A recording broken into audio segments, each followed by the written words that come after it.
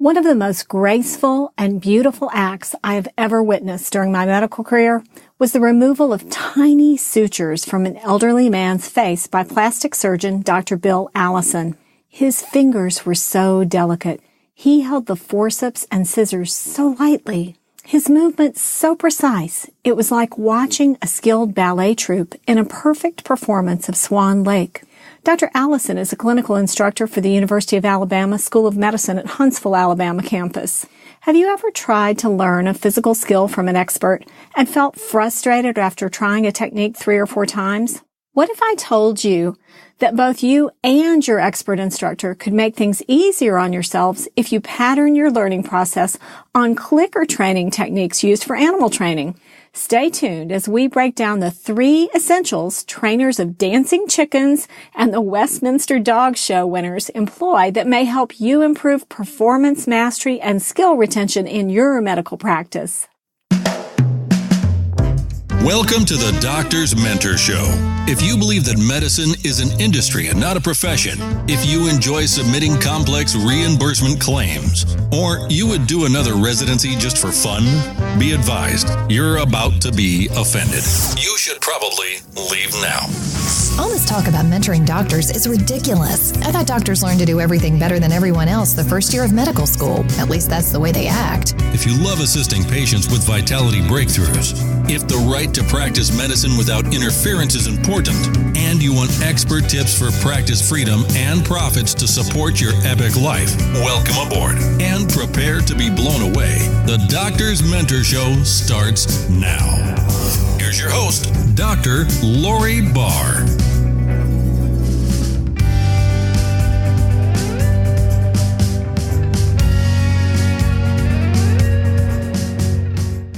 When you consider the basics of learning and performance metrics, it is really important to remember that humans are mammals and that the science of animal training has been perfected since B.F. Skinner first brought the ideas of respondent behavior and operant behavior together under one animal behavior umbrella.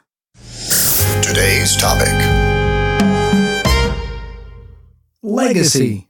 Since Skinner's first work with pigeons in the 1940s, his theories have been distilled and applied to human learning with success in areas that otherwise have been difficult to impact. For example, using the 3 basic principles of clicker training has led one researcher to develop a behavioral modification system to de-incentivize internet sex predators on the prowl.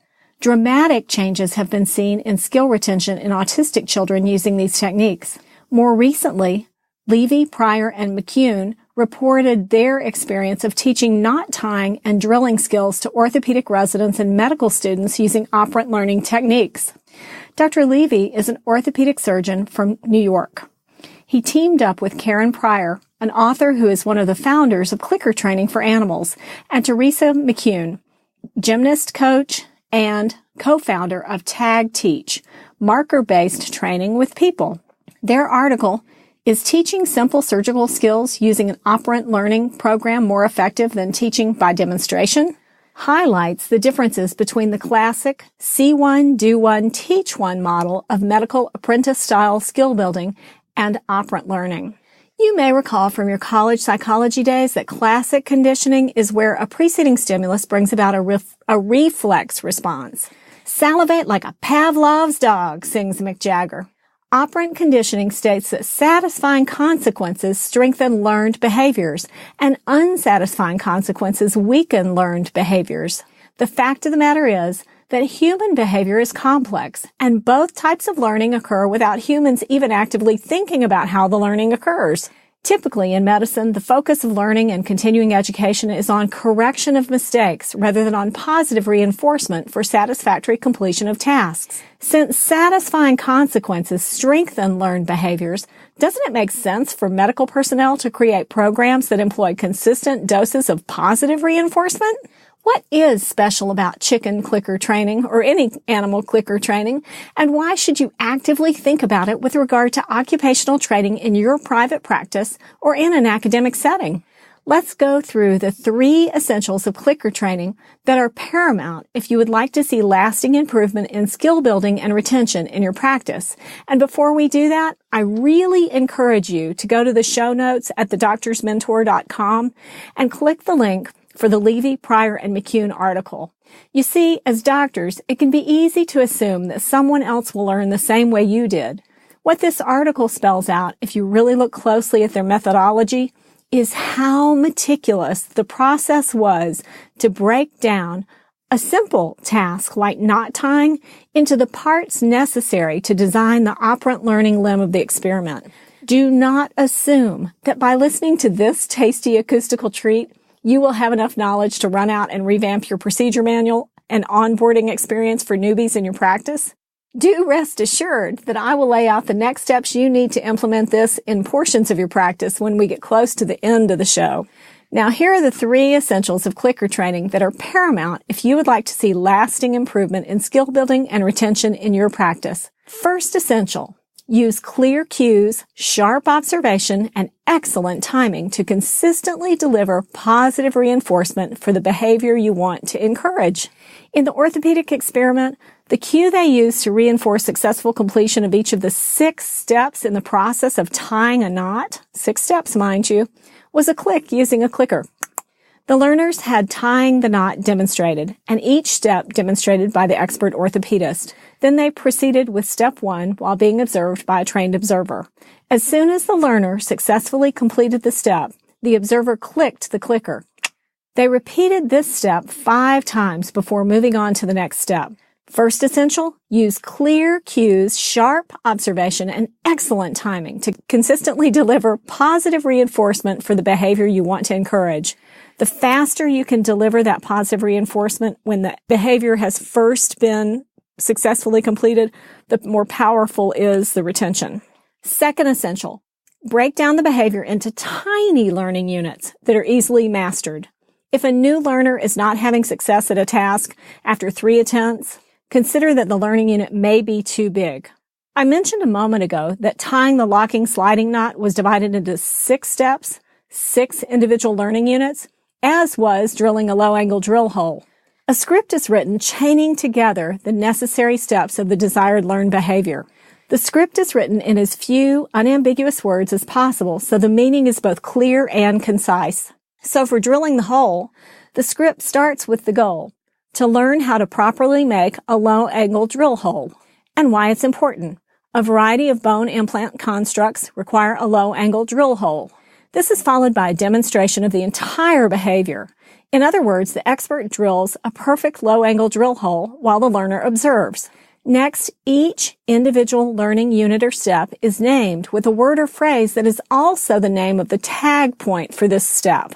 A tag point is the aspect of the behavior to be marked by the click, and it is identified in 5 words or less. Now, first the behavior is named, and then it is defined with either the meaning of the word or the goal of the step or both.